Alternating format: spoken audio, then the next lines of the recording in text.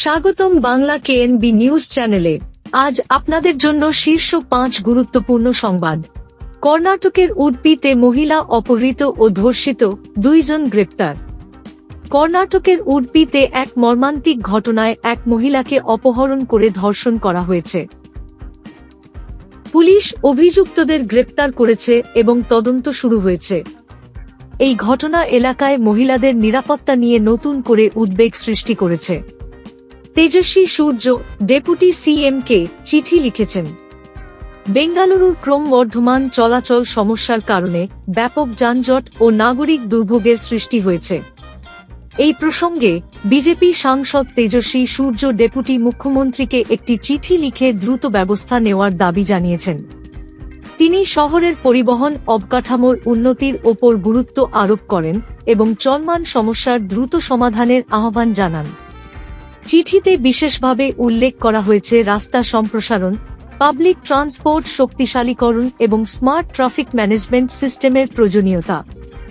Bengaluru nice রোডে রাতে ২ চাকার গাড়ির চলাচল বন্ধ, সব গাড়ির জন্য গতি সীমা নির্ধারণ।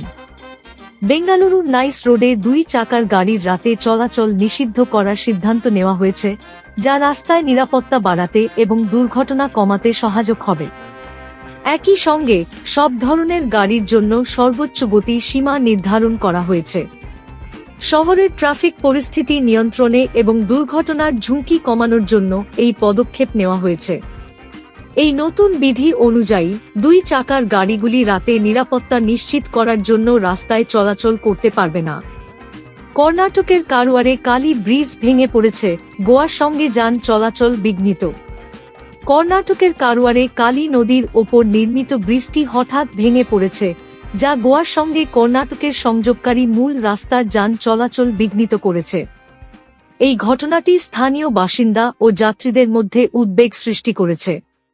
ব্রিজটি ভেঙে যাওয়ায় বিকল্প পথ ব্যবহার করতে বাধ্য হচ্ছেন যানবাহনগুলো, যার ফলে যাতায়াত সময় বেড়ে যাচ্ছে। কর্তৃপক্ষ দ্রুত এই সমস্যার সমাধান করার চেষ্টা করছে এবং যান চলাচল স্বাভাবিক করার জন্য বিকল্প ব্যবস্থা নেওয়া হচ্ছে।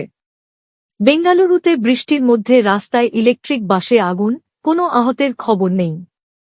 বেঙ্গালুরুর একটি রাস্তায়, যেখানে বৃষ্টির কারণে জল জমেছিল, একটি চলন্ত ইলেকট্রিক বাসে হঠাৎ আগুন ধরে যায়। যাত্রীরা দ্রুত বাস থেকে নেমে আসতে সক্ষম হয়, ফলে কেউ আহত হয়নি। ইলেকট্রিক বাসের আগুন লাগার কারণ এখনও স্পষ্ট নয়, তবে কর্তৃপক্ষ বিষয়টি তদন্ত করছে। এই ঘটনা শহরের যানবাহন নিরাপত্তা এবং ইলেকট্রিক যানবাহনের ব্যবহারের ওপর নতুন করে প্রশ্ন তুলেছে। আরও খবর জানতে আমাদের সাথে থাকুন, চ্যানেলটিকে সাবস্ক্রাইব করে রাখুন। আপনি কী ধরনের খবর জানতে ইচ্ছুক, দয়া করে কমেন্টে লিখে জানা।